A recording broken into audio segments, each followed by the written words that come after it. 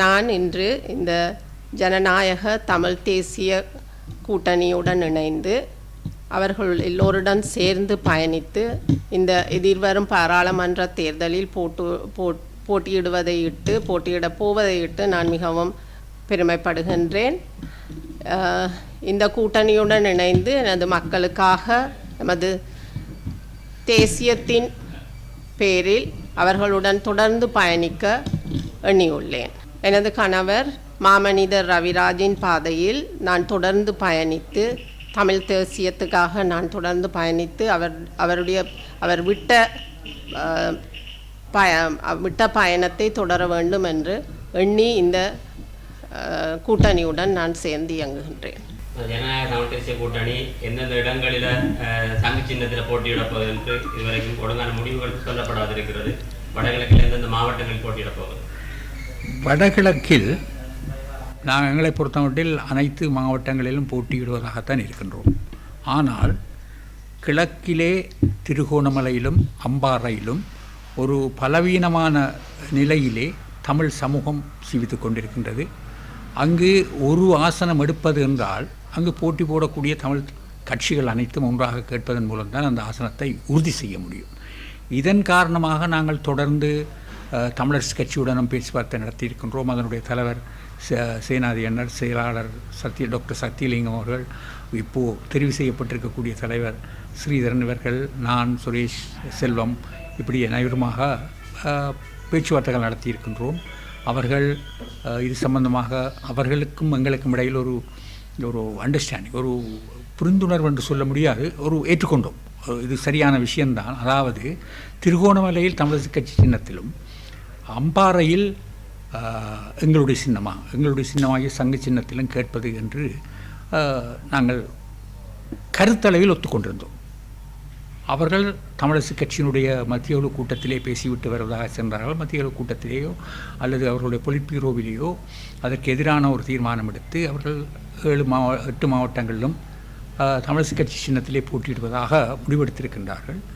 இது உண்மையிலே ஒரு ஒரு ஒரு ஒரு மிக கஷ்டமான விஷயம் என்னவென்றால், இந்த 2 மாவட்டங்களிலும் எங்களுடைய பிரதிநிதித்துவத்தை இழக்கக்கூடிய ஒரு தன்மை ஒன்று உருவாகி இருக்கின்றது. ஆகவே அப்படியான ஒரு நிலப்பாடு ஒன்று உருவாகி இருக்கின்றது. ஆகவே இன்னும் பிந்திவிடவில்லை. அவர்கள் இதை நன்றாக உணர்ந்து கொண்டு திருகோணமலையிலே வீட்டு சின்னத்திலும் அம்பாறையிலே எங்களுடைய சின்னத்திலும் கேட்பதன் மூலம் நாங்கள் ஒவ்வொரு பிரதிநிதித்துவத்தை அங்கு உறுதி செய்ய முடியும். என்றால் அந்த 2 மாவட்டங்களுமே மிக மிக மிக பலவீனமாக இருக்கின்றதும் தமிழ் மக்களை பொறுத்தமட்டில் அதை உறுதி செய்வதற்கு ஆக குறைந்த ஒவ்வொரு அங்கத்தவர்களையாவது தெரிவு செய்ய வேண்டும் என்பதுதான் எங்களுடைய நோக்கமாக இருந்தது. ஆனால் அவர்கள் அதை மறுத்து நிற்பது ஒரு நல்ல செய்தி அல்ல தமிழ் மக்களுக்கு. இருந்தாலும் நாங்கள் இன்னும் தொடர்ந்து முயற்சித்து ஒரு சுமூகமான முடிவுக்கு வர வேண்டும் என்பதுதான் எங்களுடைய பெரு விருப்பமாக இருக்கிறது. யாழ்ப்பாண தேர்தல் மாவட்டத்தில் ஜனநாயக தமிழ் தேசிய கூட்டணியில் முதன்மை வேட்பாளர் யார் என்று முடிவு செய்யப்பட்டிருக்கிறது? அது என்னத்தான் முடிவு செய்திருக்கிறார்கள். ஒவ்வொரு மாவட்டத்திலும் வன்னியிலே செல்வம் அழைக்கலநாதன்,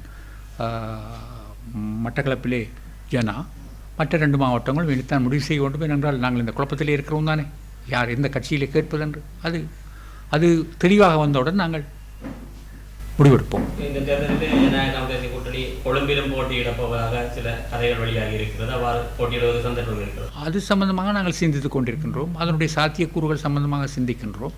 அது சாத்தியப்படுகின்ற பட்சத்திலே நிச்சயமாக போட்டியிடுவோம்.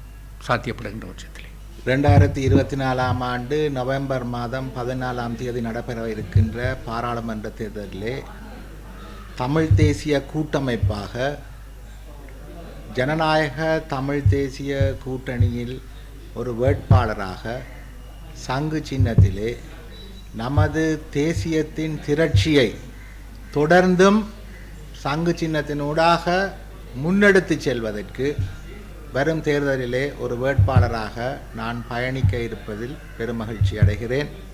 இந்த சந்தர்ப்பத்தை ஜனநாயக தமிழ் தேசிய கூட்டணியின் தலைவர்கள் ஒன்றிணைந்து இந்த சந்தர்ப்பத்தை எனக்கு வழங்கியிருக்கிறார்கள். அதுபோன்று எமது கட்சியான தமிழீழ விடுதலை இயக்கமும் ஏகமனதாக இந்த சந்தர்ப்பத்தை எனக்கு வழங்கியிருக்கிறார்கள்.